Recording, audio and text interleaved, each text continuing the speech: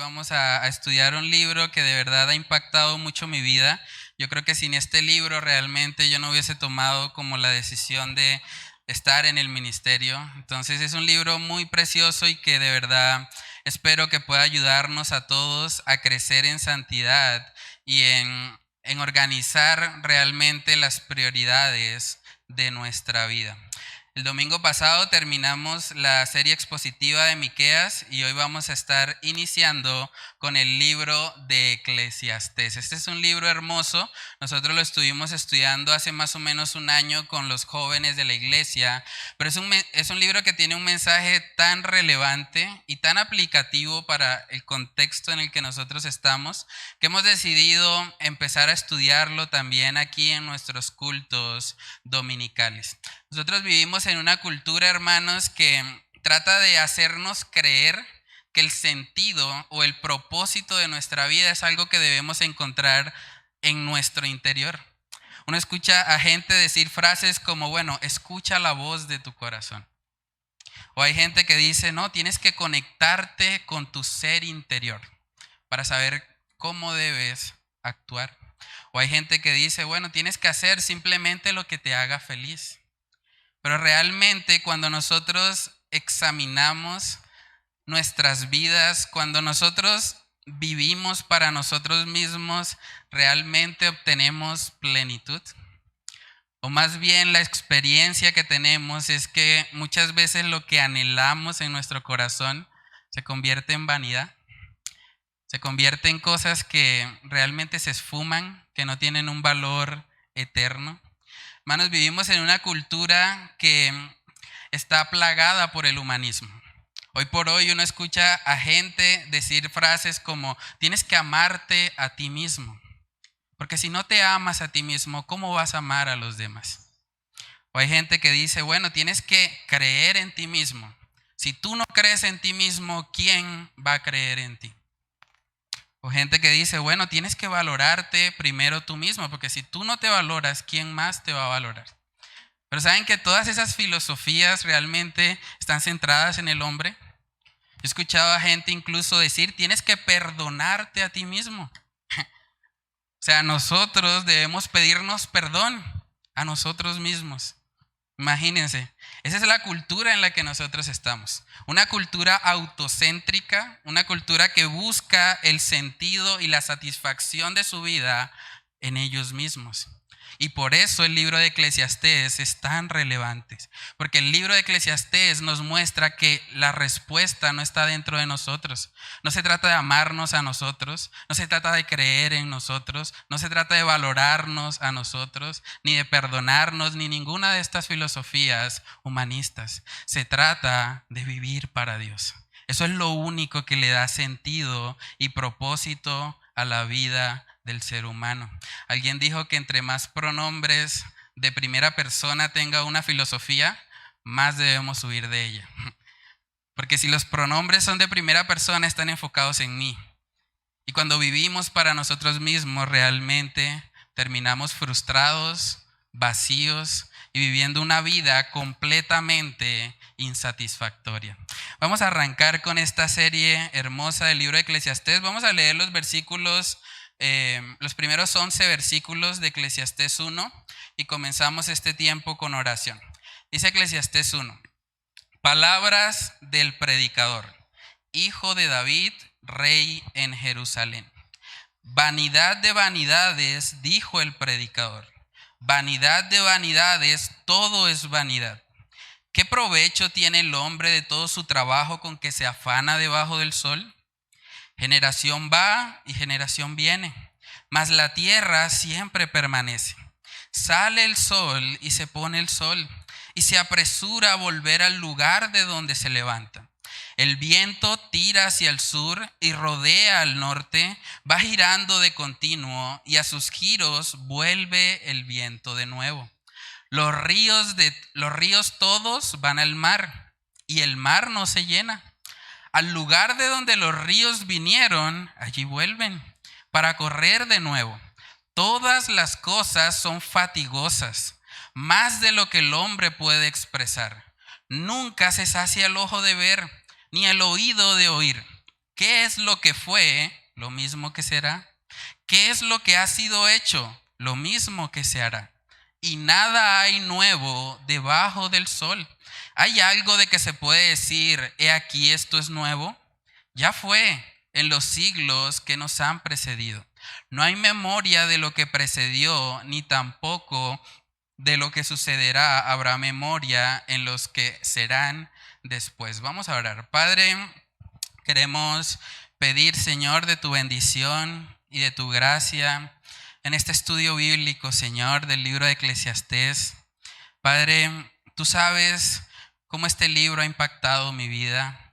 Tú sabes también, Señor, cómo tú usaste, Señor, al rey Salomón para mostrarnos que la respuesta al sentido de nuestra vida no está aquí en la tierra, no está en las riquezas, no está en los placeres, no está en nada terrenal, Señor.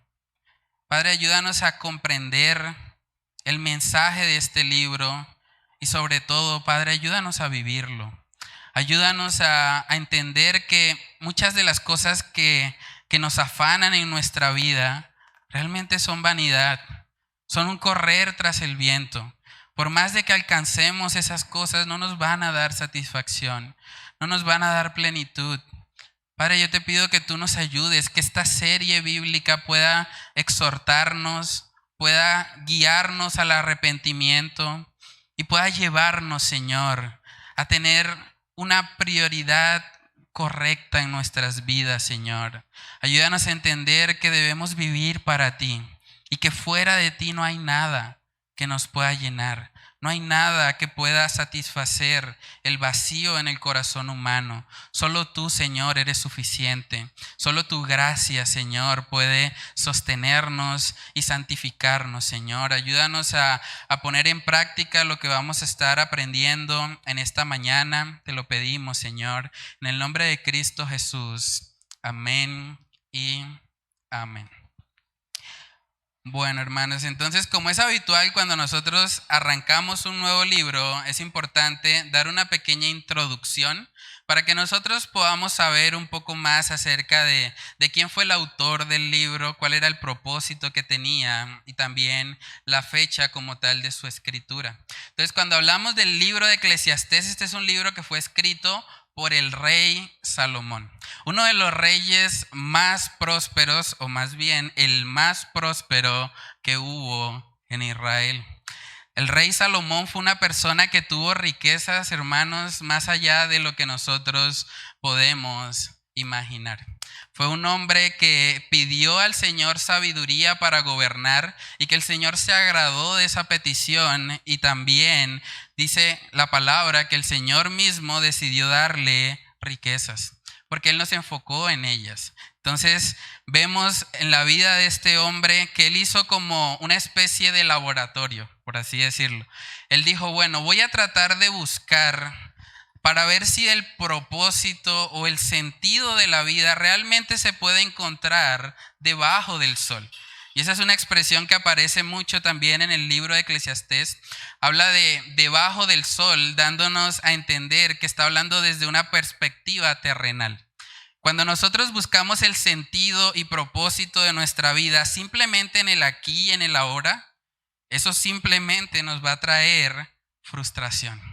Eso va a hacer que nosotros nos sintamos frustrados y vacíos. Este libro fue escrito aproximadamente en el año 935 a.C. Este libro lo escribió Salomón probablemente al final de su reinado, después de que él se arrepintió, porque también vemos en la palabra de Dios que él apostató de la fe y vivió una vida completamente apartada de la buena voluntad de Dios revelada en la palabra. Vamos a mirar algunos textos para tratar de contemplar un poco al autor. Primera de Reyes, capítulo 10. En ese texto nosotros podemos contemplar un poco de lo que era la riqueza de este hombre, Salomón. Dice Primera de Reyes 10, versículos del 14 al 15. Dice, el peso del oro que Salomón tenía de renta cada año era 666 talentos de oro. sin lo de los mercaderes y lo de la contratación de especias y lo de todos los reyes de Arabia y de los principales de la tierra. Imagínense eso, 666 talentos de oro equivalen aproximadamente a unas 25 toneladas de oro. Salomón recibía eso cada año. 25 toneladas de oro hoy por hoy representan aproximadamente el Producto Interno Bruto de Colombia. Y eso era lo que Salomón recibía cada año. Y eso sin contar las barbachitas, porque dice ahí en el 15 que sin contar lo de los mercaderes y lo de la contratación de especies, o sea, tenía otras fuentes de ingreso. Imagínense, era un hombre grandemente rico. Si nosotros seguimos leyendo ahí, podemos ver que se nos describe un poco de los lujos que él pudo darse. Dice en el verso 16, hizo también el rey Salomón 200 escudos grandes de oro batido, 600 siclos de oro gastó en cada escudo. Asimismo, hizo 300 escudos de oro batido, en cada uno de los cuales gastó 3 libras de oro, y el rey los puso en la casa del bosque del Líbano. Hizo también el rey un gran trono de marfil, el cual cubrió de oro purísimo. 6 gradas tenía el trono, y la parte alta era redonda por el respaldo, y a uno y otro lado tenía brazos cerca del asiento, junto a los cuales estaban colocados 2 leones. Estaban también 12 leones puestos allí sobre las 6 gradas de un lado y de otro. En ningún otro reino se había hecho trono semejante. Dice el 21, y todos los vasos de beber del rey Salomón eran de oro, y asimismo toda la vajilla de la casa del bosque del Líbano era de oro fino, nada de plata, porque en tiempo de Salomón no era apreciada, porque el rey tenía en el mar una flota de naves de Tarsis con la flota de Hiram. Una vez cada 3 años venía la flota de Tarsis y traía oro, plata, marfil, monos y pavos reales. Así, dice el 23, excedía el rey Salomón a todos los reyes de la tierra en riquezas y en sabiduría. Salomón no solamente superaba a todos los reyes de la tierra, los excedía. O sea, era un hombre que Dios le había permitido tener mucha riqueza. También vemos en la palabra de Dios que por causa de su sabiduría era un hombre muy respetado, al punto que nos muestra la palabra que la reina de Sabá más o menos se desplazó unos 2000 kilómetros para ir a ver con sus propios ojos si todo lo que se decía de Salomón realmente era cierto. Y dice la palabra que cuando esta mujer fue y vio, se sorprendió y dijo, no, esto es mucho más de lo que a mí me habían dicho. O sea, fue un hombre que tuvo el respeto, la admiración, el poder, las riquezas de este mundo. También la palabra de Dios nos dice que este hombre tuvo un grave problema de lujuria. Fue un hombre que las mujeres, dice la palabra, que desviaron su corazón. Muchos de nosotros tal vez tenemos la referencia de Salomón como el hombre que tuvo 1000 mujeres. Y la Biblia habla también de eso. Ahí en Primera de Reyes 11, los versículos del 1 al 3 dice, pero el rey Salomón amó, además de la hija de Faraón, a muchas mujeres extranjeras, a las de Moab, a las de Amón, a las de Edom, a las de Sidón y a las Eteas, gentes de las cuales Jehová había dicho a los hijos de Israel, no os llegaréis a ellas, ni ellas se llegarán a vosotros, porque ciertamente harán inclinar vuestros corazones tras sus dioses. A estas pues se juntó Salomón con amor, y tuvo 700 mujeres reinas y 300 concubinas, y sus mujeres desviaron su corazón. Este es el perfil del autor del libro de Eclesiastés. Una persona muy rica, una persona que intentó también buscar plenitud y satisfacción en tener muchas mujeres, pero se dio cuenta que esa no era la solución. Se dio cuenta que eso solamente le trajo problemas a su vida. Las mujeres desviaron su corazón. Entonces, lo que vemos en el libro de Eclesiastés, hermanos, es que Dios usó a este hombre de tal manera que él pudo experimentar una insatisfacción con todas las cosas terrenales. Todo lo que humanamente alguien querría tener, Salomón lo tuvo. Y al final dice, todo eso fue vanidad. Así empieza el libro. Eclesiastés 1, versículos del 1 al 2, dice, palabras del predicador, hijo de David, rey en Jerusalén. Y miren cómo empieza él. Verso 2, vanidad de vanidades, dijo el predicador. Y si queda alguna duda, vanidad de vanidades. Todo es vanidad. Cuando la palabra nos muestra que se repiten expresiones, es porque en el contexto hebreo ellos utilizan la repetición de palabras para enfatizar una idea. Por eso nosotros encontramos que Jesús es descrito como el Rey de Reyes, Señor de Señores. Está hablando de que Jesús es Rey por encima de todos los reyes. Y aquí vemos ahora que Salomón está diciendo vanidad de vanidades. O sea, no hay nada más vano que esto. Vanidad de vanidades, todo es vanidad. Él está afirmando tajantemente que vivir para las cosas terrenales, vivir simplemente para el aquí y el ahora, es algo que no tiene sentido. La idea de vanidad también en el idioma original es cuando nosotros nos acercamos a un lugar o como cuando vemos un espejismo y de pronto llegamos ahí pensando que vamos a encontrar agua y resulta que no hay nada. Eso es lo que nos transmite esa idea de vanidad. Y Salomón había experimentado muchas veces que vivir simplemente para las cosas terrenales produce este tipo de insatisfacción. De hecho, el mismo pasaje en la Nueva Versión Internacional dice, lo más absurdo de lo absurdo, dice el maestro, lo más absurdo de lo absurdo, todo es un absurdo. Hermanos, la vida sin Dios no tiene sentido. No hay ningún propósito. ¿Para qué vivir si nosotros realmente no estamos alineados al propósito para el cual fuimos creados? Y por ese tipo de expresiones que encontramos en Eclesiastés, muchos han dicho, no, ese es un libro como depresivo. Alguien dijo también, Eclesiastés fue un libro que lo escribieron un lunes en la mañana. Porque es algo que, bueno, tiene unas reflexiones muy crudas acerca de la realidad. Pero hermanos, lo que el libro de Eclesiastés quiere mostrarnos no es que nosotros caigamos en una depresión al nosotros no encontrar satisfacción en este mundo. Por el contrario, lo que él quiere es llevarnos al verdadero gozo y a la verdadera plenitud, porque esas cosas no se encuentran en las cosas terrenales. Solamente lo podemos experimentar teniendo una relación real y genuina con nuestro Dios. Eclesiastés 1 en el versículo 3 empieza él haciendo una pregunta y dice ahí, ¿qué provecho tiene el hombre de todo su trabajo con que se afana debajo del sol? ¿Qué provecho tiene eso?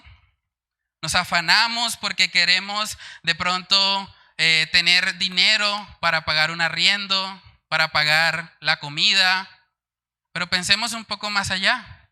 ¿Para qué hacemos eso? ¿Cuál es el provecho de todo eso? ¿Cuál es el sentido de tu vida? Lo que Salomón quiere es que nosotros reflexionemos. O sea, vivimos en una cultura, hermanos, que promueve más bien que nosotros vivamos en automático. Eso hablábamos este miércoles también con los hombres en la reunión de hombres que tuvimos. Vivimos en una cultura anti-meditación. Estábamos hablando del Salmo 1 y de lo bienaventurado que es el hombre que medita en la ley de Jehová de día y de noche. Pero vivimos en una cultura que no promueve eso. Una cultura que más bien nos hace estar afanados todo el tiempo. Casi que nos levantamos y de una vez está el trabajo llamándonos. Bueno, hay que ir, hay que cumplir, hay que llegar a cierta hora. Luego uno sale y está pensando, bueno, hay que ir a hacer la comida. Y luego está uno pensando, bueno, ahora viene el siguiente día y luego viene la siguiente semana y el siguiente mes y el siguiente año. Se nos va la vida. ¿Persiguiendo qué? Lo que Salomón quiere es que nosotros hagamos una pausa y pensemos, ¿cuál es el sentido de nuestra vida? ¿Para qué vivimos? Se dirá, bueno, pero yo vine a una iglesia, sí, pero en la iglesia se viene también a reflexionar, a meditar. ¿Para qué vives? Piénsalo por un momento. ¿Cuál es el propósito de tu vida? ¿Qué sentido tiene para ti levantarte cada día de la cama? ¿Por qué lo haces? ¿Para qué te esfuerzas en sobrevivir, en seguir manteniendo tu vida? ¿Qué te motiva a seguir en este mundo tan complejo en el que estamos? Este mundo donde hay aflicción, donde hay dolor, donde hay escasez económica, donde hay problemas también interpersonales.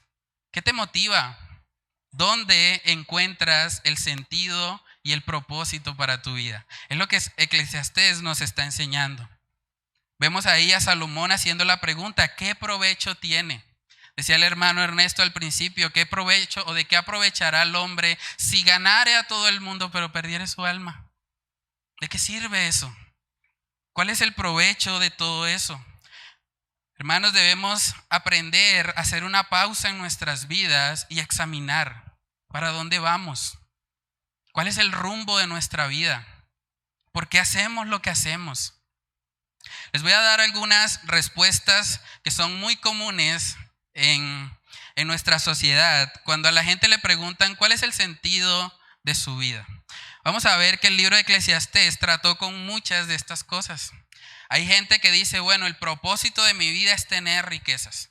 Si tan solo tuviera un poco más, si mi salario fuese un poquito más, yo estaría feliz. Yo estaría completo.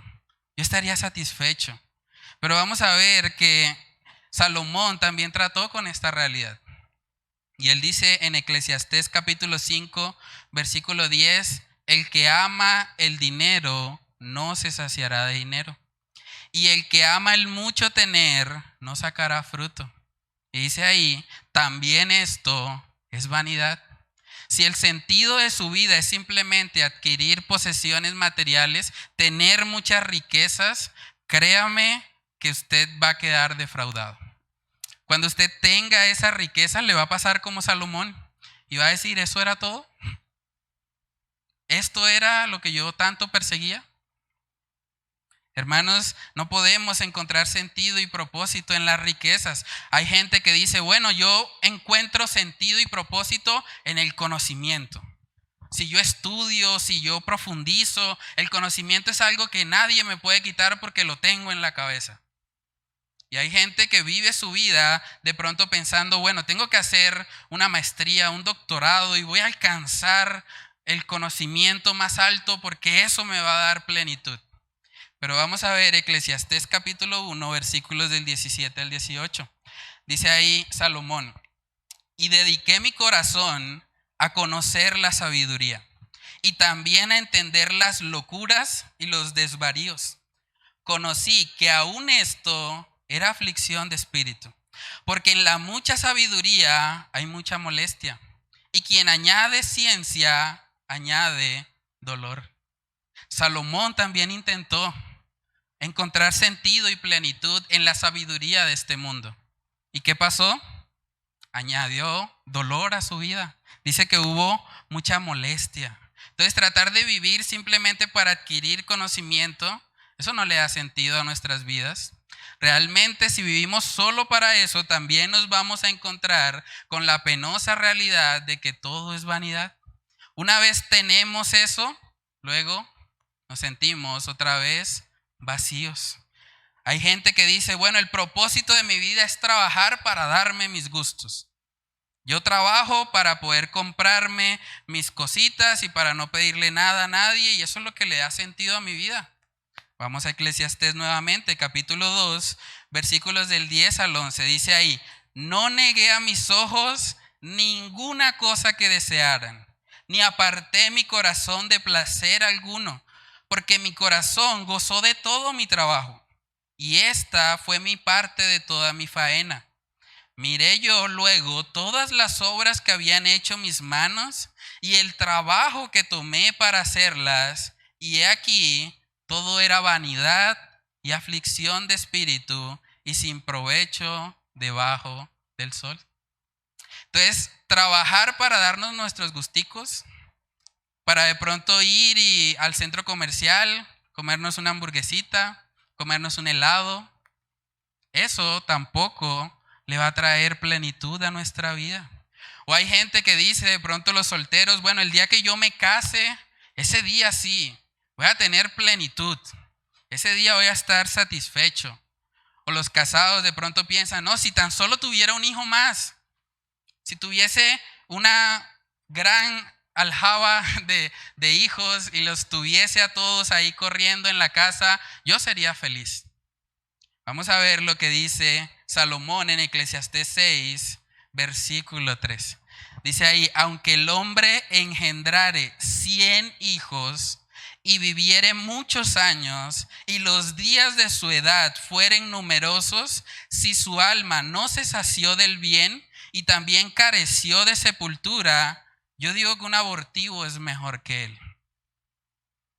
Imagínense eso. O sea, vivir simplemente para casarnos y tener muchos hijos, al final también nos va a dejar vacíos.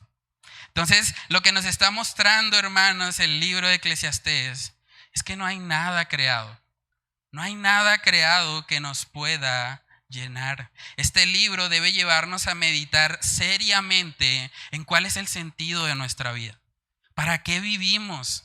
Si vivimos para cosas de este mundo, nos vamos a encontrar frustrados y vamos a experimentar fatiga en nuestra vida.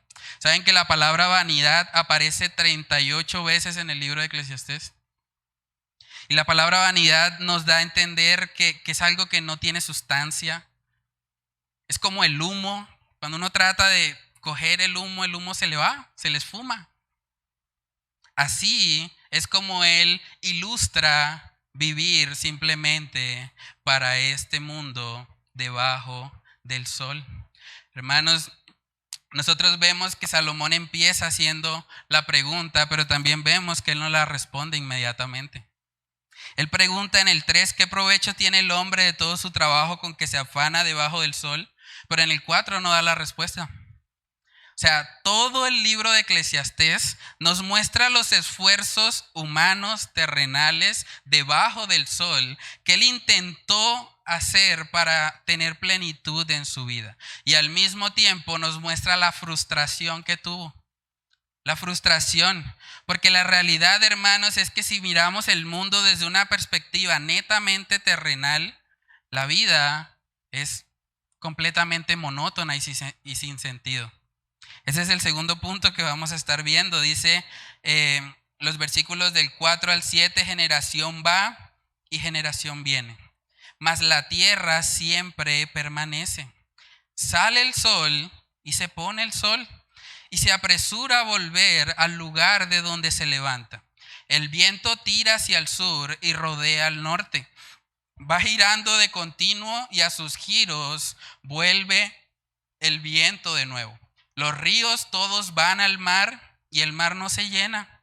Al lugar de donde los ríos vinieron, allí vuelven para correr de nuevo. El segundo punto le he colocado la asombrosa monotonía de la vida. La asombrosa monotonía de la vida. ¿Saben que el mundo es increíblemente monótono?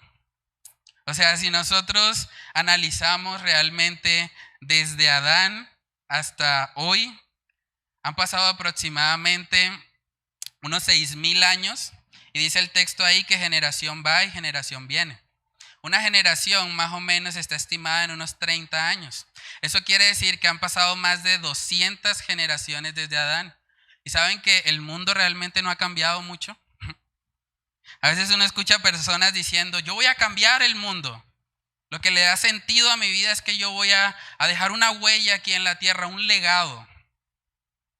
Pero aquí vemos que simplemente generación va y generación viene.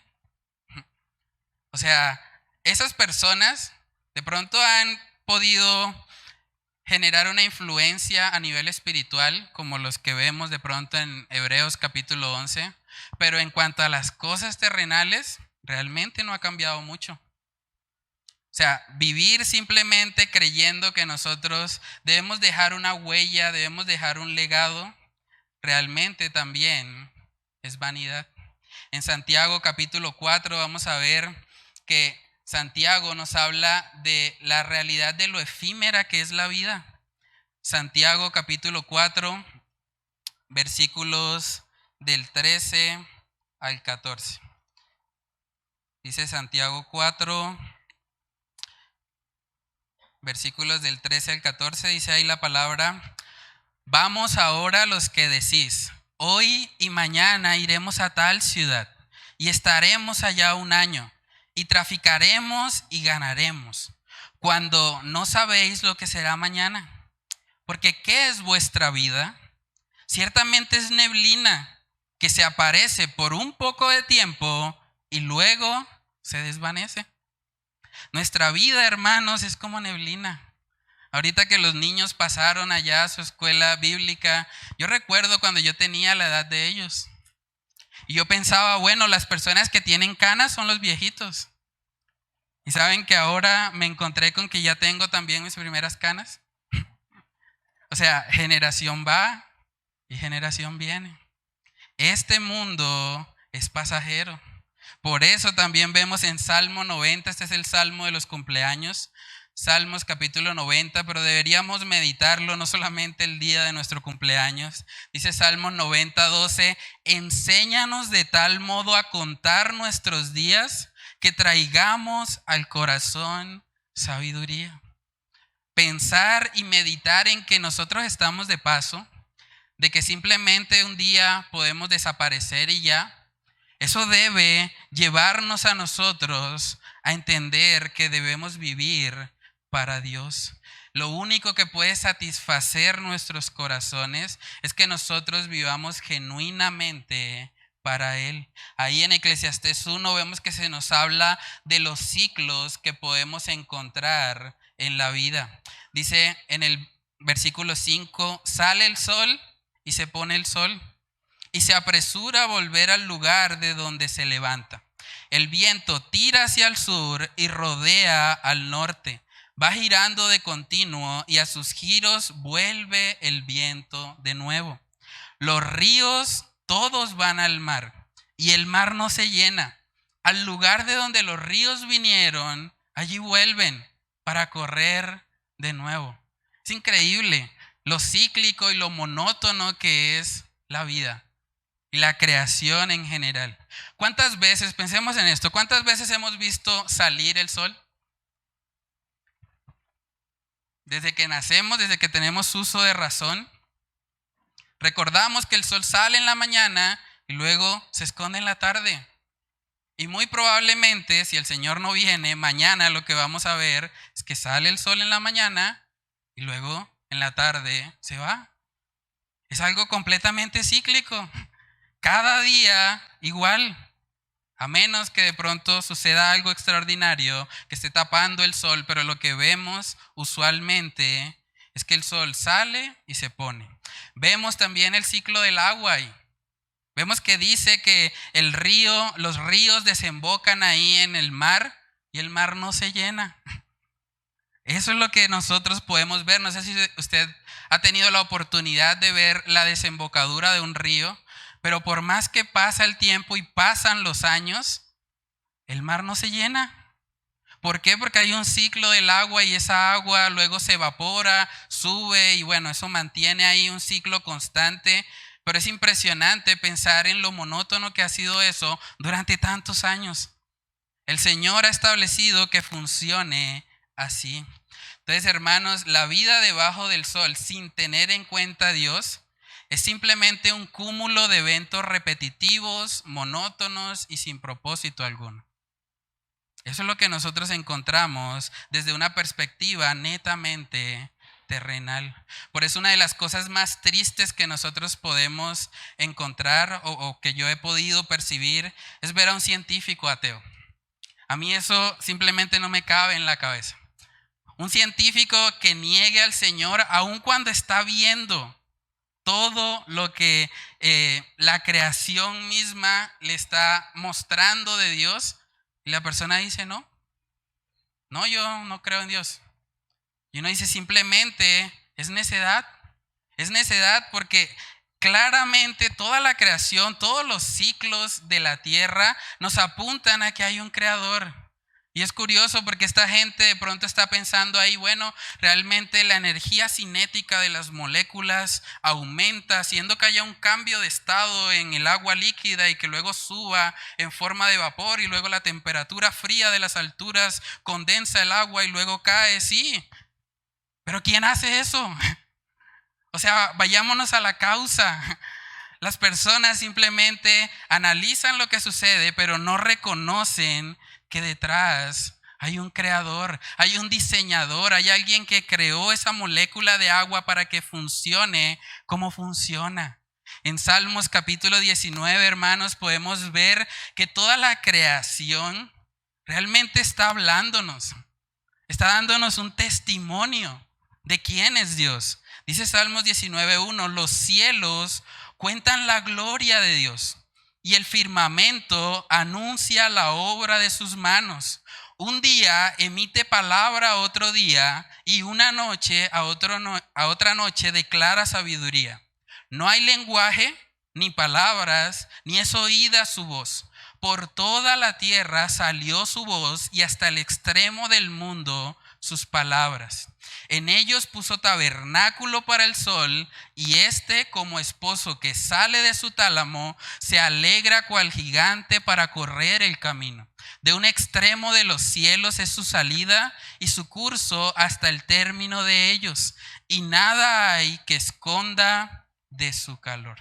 Entonces, cuando nosotros vemos, hermanos, toda la creación, eso debería llevarnos a nosotros a reconocer al Señor.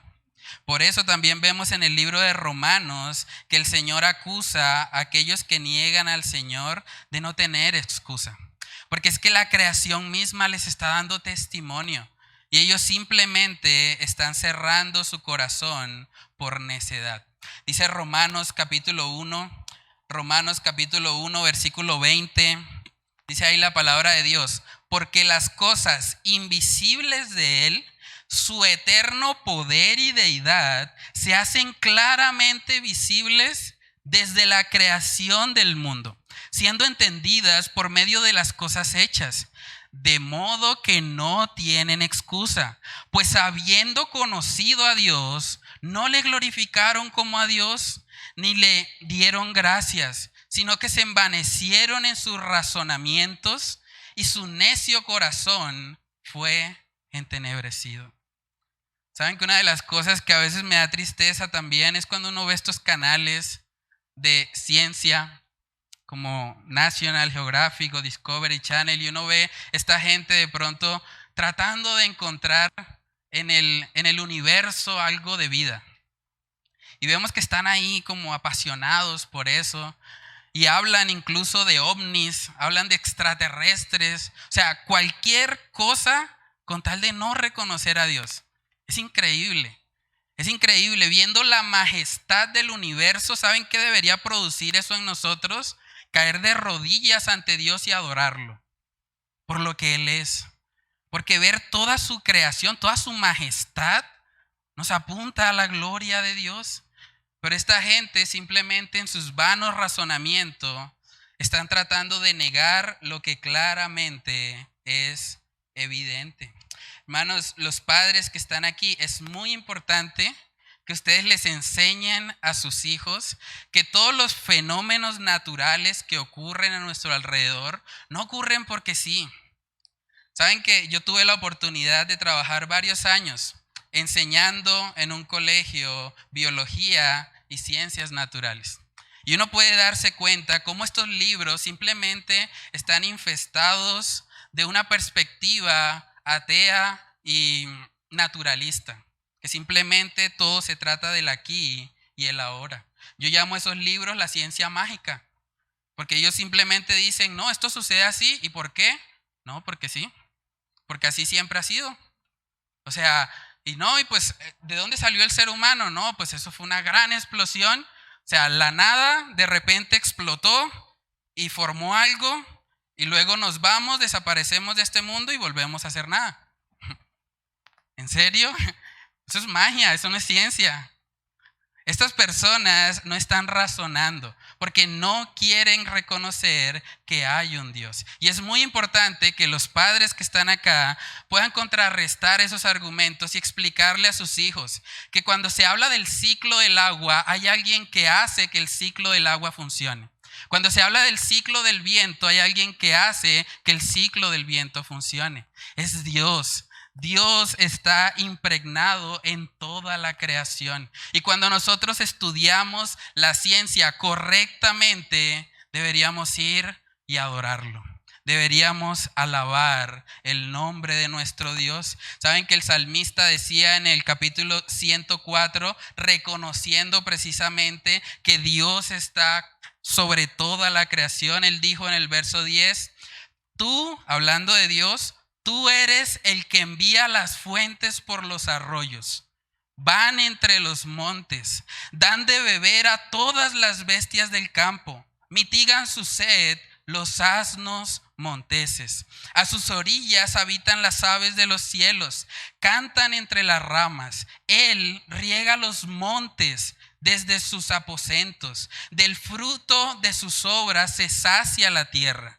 Él hace producir el heno para las bestias y la hierba para el servicio del hombre, sacando el pan de la tierra y el vino que alegra el corazón del hombre, el aceite que hace brillar el rostro y el pan que sustenta la vida del hombre.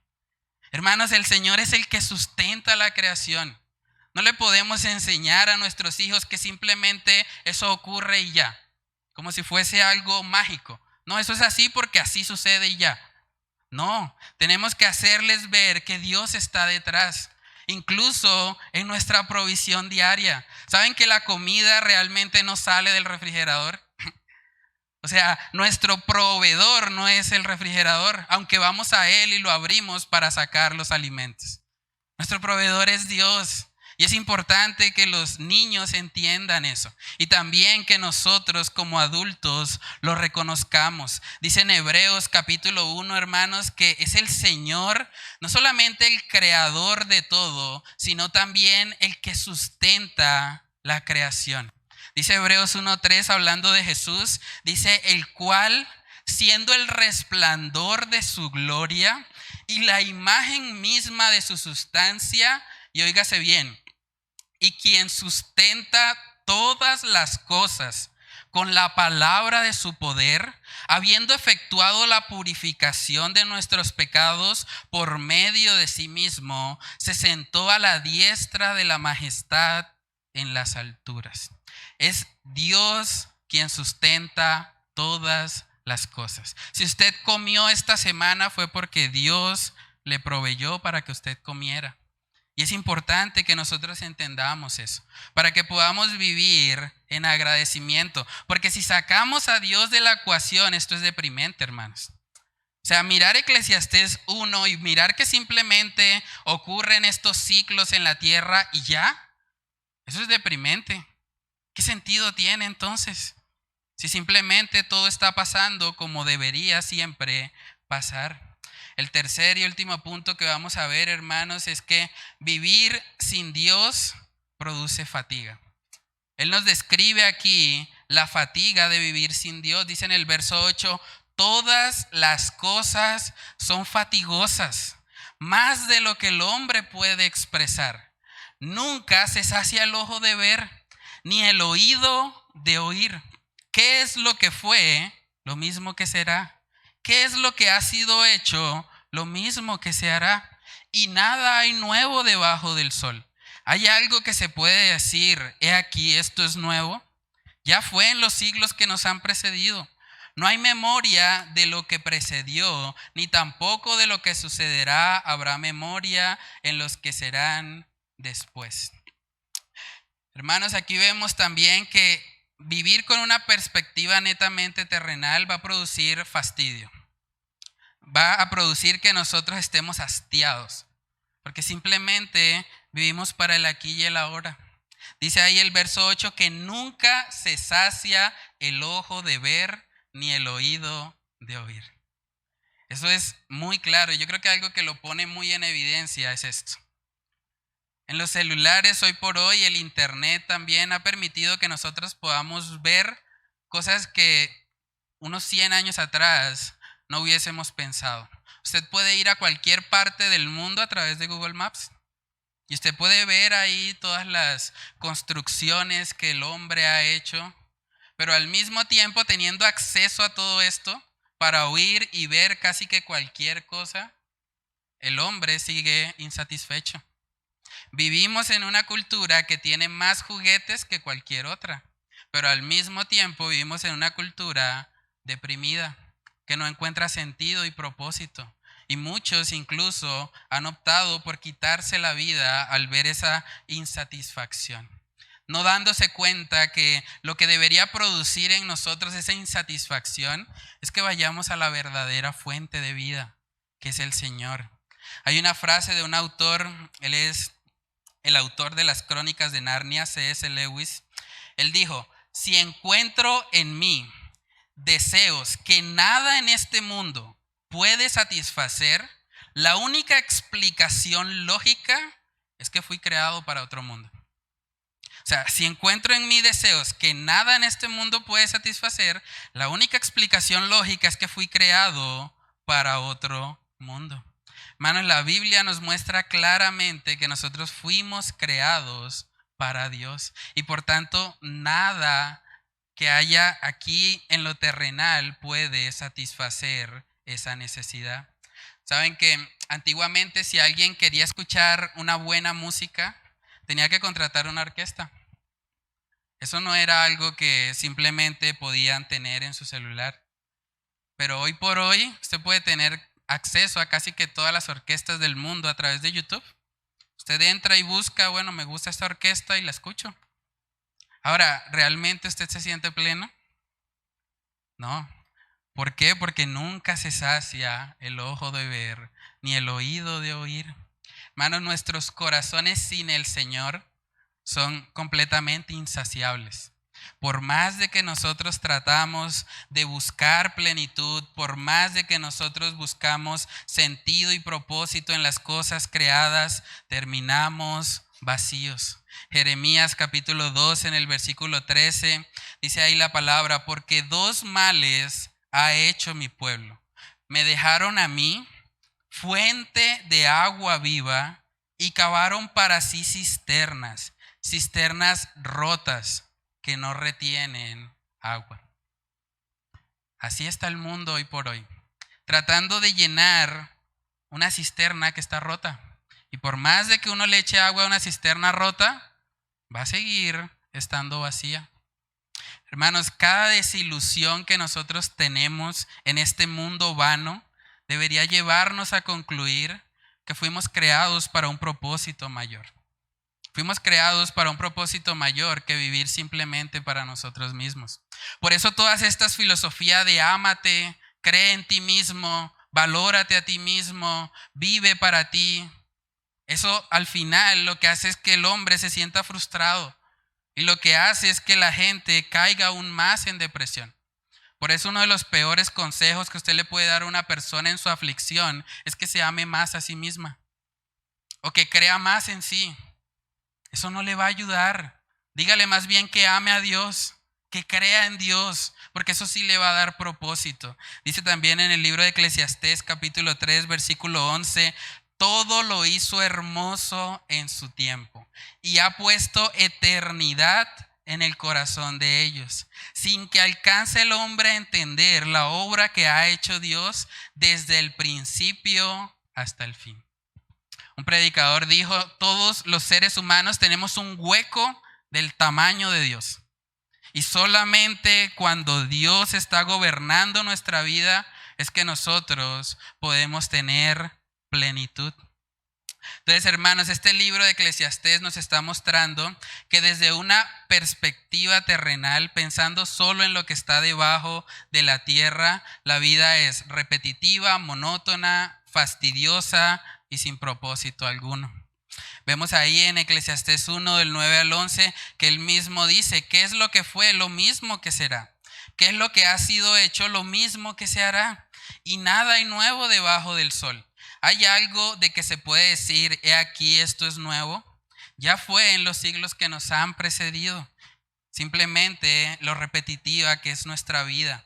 Dice en el 11, no hay memoria de lo que precedió, ni tampoco de lo que sucederá habrá memoria en los que serán después. ¿Saben que lo más probable es que en unos 100 años todos nosotros vamos a morir y vamos a ser completamente olvidados? Es más, déjenme hacerle una pregunta. ¿Quién de los que está aquí se acuerda del nombre de su tatarabuelo? ¿Alguien? ¿Sí? ¿Por allá la hermana? Bueno, la realidad para la mayoría de nosotros es que cuando nosotros partimos de este mundo, también estamos condenados a ser olvidados. Tarde o temprano, a menos que el Señor venga antes, lo más probable es que usted va a morir y va a ser olvidado. Tal vez sus hijos lo van a recordar, tal vez sus nietos, pero en la medida que van pasando las generaciones, usted va a ir quedando en el olvido y no va a haber memoria de usted. Por eso es que vivir para el aquí y el ahora, para solamente satisfacer las necesidades debajo del sol, es algo deprimente y que nos va a dejar completamente vacíos. Entonces usted se preguntará, bueno, pero entonces, ¿cuál es el sentido de la vida? Si no podemos encontrar nada en este mundo que nos llene, ¿cómo solucionamos entonces el dilema del libro de Eclesiastés? Y la respuesta, hermanos, es que la solución al problema que nos está planteando Salomón está en Cristo Jesús. Cristo Jesús, solamente en Cristo usted puede encontrar plenitud de gozo. Dice Juan 6:35, el Señor Jesús dijo, yo soy el pan de vida. El que a mí viene nunca tendrá hambre, y el que en mí cree no tendrá sed jamás. Si usted va a Cristo, si usted lo reconoce como el pan de vida, Él es el que lo puede saciar. Él es el que le puede dar sentido y propósito a nuestras vidas. También en Juan capítulo 4, cuando Jesús se encuentra con la mujer samaritana, Él le dijo en el verso 13, cualquiera que bebiere de esta agua volverá a tener sed, mas el que bebiere del agua que yo le daré no tendrá sed jamás, sino que el agua que yo le daré será en él una fuente de agua que salte para vida eterna. Hermanos, es probable que alguno de ustedes haya contemplado en algún momento que el sentido de la vida está en las cosas que hemos hablado hoy. De pronto usted puede haber pensado, bueno, si tuviera un poco más estaría feliz, estaría pleno. O si de pronto tuviese más placeres terrenales, entonces sí, ahí estaría bien. O de pronto si tuviese unas posesiones, si tuviese más respeto, si la gente me reconociera más. Hermanos, la realidad es que Salomón nos está mostrando aquí que nada de eso llena. Si usted estaba viviendo pensando que eso le iba a satisfacer, déjeme decirle que es una mentira. No lo crea más. Nada de eso lo va a llenar. ¿Saben que el mismo autor de Salomón dejó la conclusión de su libro para el final? En Eclesiastés capítulo 12 vemos que él dice ahí el versículo 3, el fin de todo el discurso oído es este.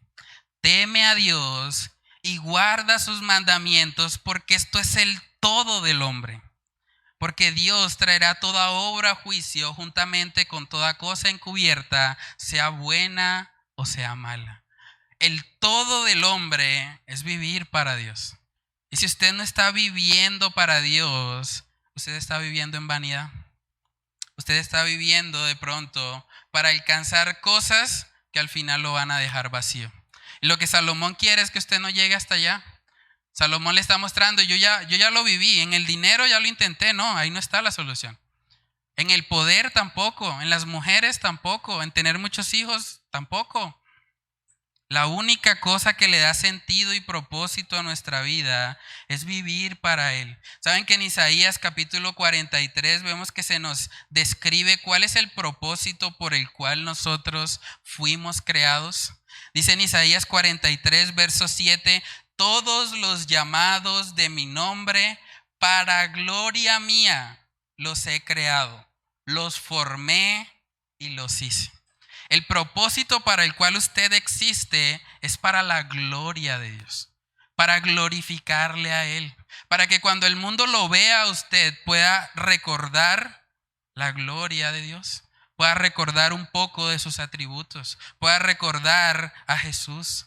Ese es el propósito para el cual el Señor lo creó. Y hasta que usted no se alinee a ese propósito, va a vivir una vida completamente insatisfecha.